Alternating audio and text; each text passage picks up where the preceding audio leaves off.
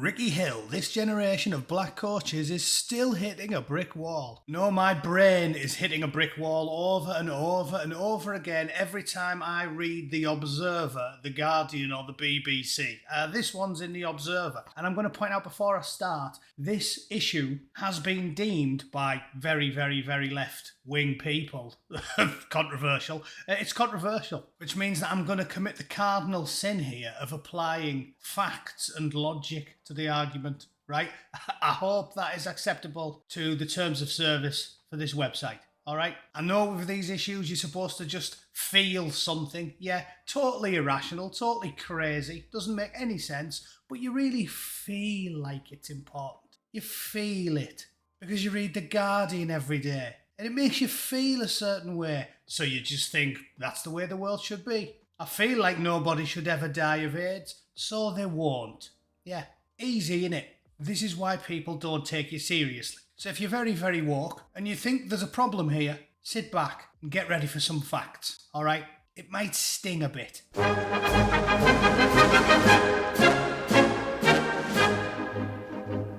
When it comes to the dugout, football is still stuck in a time warp, says ex-Luton stalwart, fighting via US courts for greater diversity. Yeah, you know when you see the D word, almost everything you read after it is going to be complete gobbledygook. Just insane, delusional rantings with not a single iota of common sense. The first question I would ask, and I'm sure this is on your lips as well, is that if black men make up about 4% of the UK, but they make up 50% of the Premier League, how come maths is irrelevant then? When you're talking about representation, you don't have any problem at all with 4% of the population being 50% of the football players. When that happens, maths is irrelevant. You don't even need to worry about it. Who cares about maths? That's not massively overrepresented. That's just the way it is. Some things just happen. But then you find out that only 2% of the managers look a certain way, and all of a sudden it's a problem. Weird. It seems like 4% of the country being 2% of the football managers is a lot less of a problem, because I mean, they're nearly there, aren't they? That seems a lot less of a problem than 4% of the country being 50% of the players. But no, that's fine, right? Maths is only relevant when you say it is. All right, gotcha. Glad we've cleared that up. Some people believe if you're good enough, you'll get an opportunity, but that's the biggest fallacy out there. Ricky Hill did have to Google the word fallacy before he used it, as he ruminates on the shameful lack of black coaches. Shameful. There's a system in place and it refuses to change. Right, so desperately seeking the wealth that comes with glory. They're happy to have 50% of the team be from all four corners of the globe.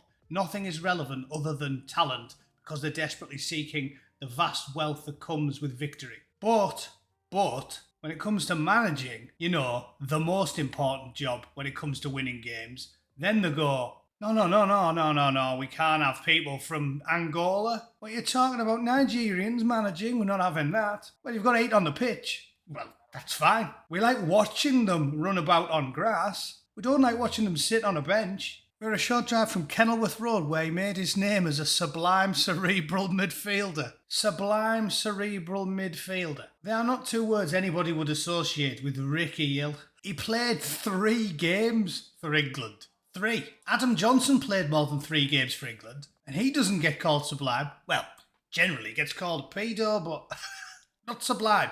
Ricky Hill was average. Just put that down. Average. Oh, hang on. Are you treating people different because of what they look like? Because I reckon if some bloke played 3 games for England, you wouldn't be calling him sublime and cerebral. If he was pasty and ginger, would you? Would you? He's been on the front line for justice and equality ever since. Ever since he realised you can make more money out of that grift than you can out of working for a living. That's when he got on the front line with that. Why do you think all the third-rate actors and singers take it up? Stan Collymore fell off the radar. He only turned up when he was in court for being a violent, sexually abusive, monster was the word Ulrika Johnson used to describe him. Monster. Now, he goes on Twitter and talks about how much of a women's rights advocate he is. And now, everybody who reads The Observer loves him. Doesn't matter if he knocked 10 bells of shite out of a load of birds. Now he goes on Twitter and types nice things. So everybody loves him, because that's how it works. in Cloud Cuckoo Land. Last August, he sued MLS Club, the United Soccer League. Last August, he sued MLS, the United Soccer League, and various clubs. Yeah, because he wants the money. Alleging racial discrimination. He also asks serious questions for English football. How can it be that 43% of the league are black, but the number of black managers is fewer than 2%? Here's some logic in action. Ladies and gentlemen, why are 43% of Premier League footballers black? Because they are better players? Oh, okay, yeah, fair enough. I'm happy with that. It's a meritocracy, isn't it? So why aren't the managers just better managers?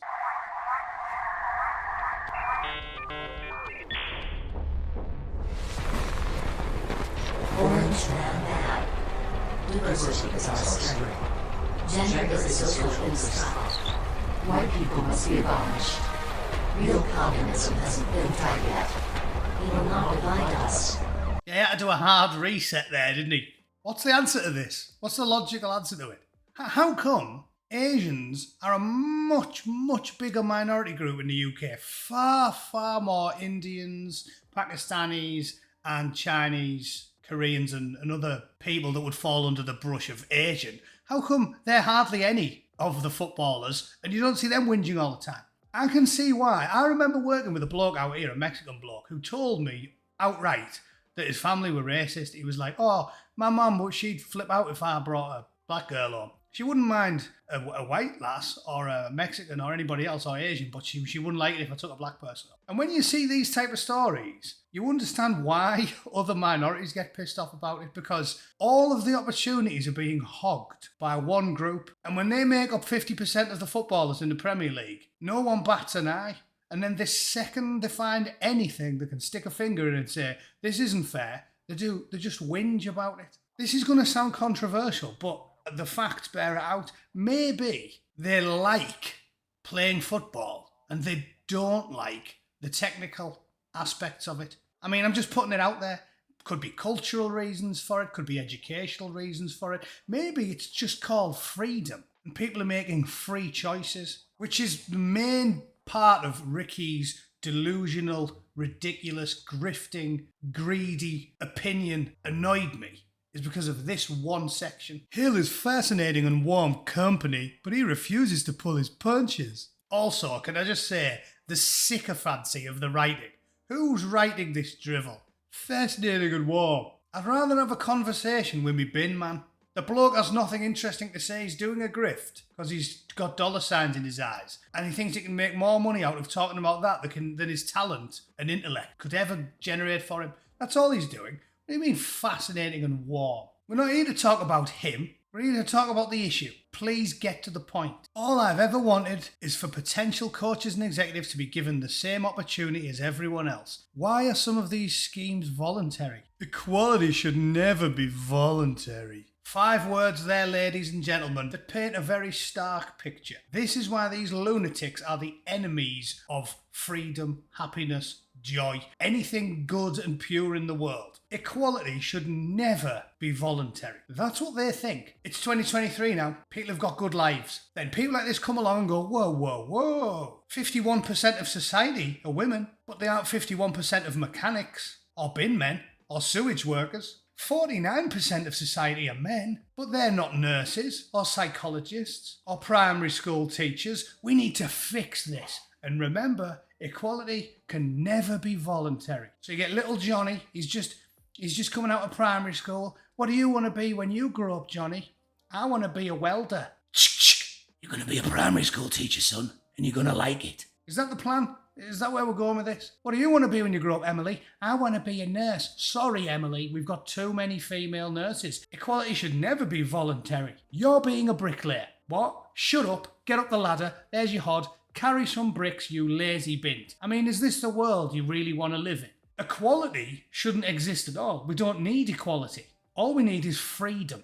And that seems to be working fine because a massive, massive amount of ethnic minority groups have took over certain professions, typically the ones that pay the best. They are overrepresented in acting and singing and football by like a factor of 20 in the UK, and they're underrepresented in bin men and sewage workers and plumbers and bricklayers. So, is that acceptable? Or you're going to pull a gun out and frog march them to the building site. How about this? Leave people alone, let them be free, and let them make their own decisions. Will that result in jobs like bricklayers being predominantly male and nurses and teachers being predominantly female? Yeah, because free people make different decisions. More blokes like carrying bricks and more women like looking after kids. It's fine.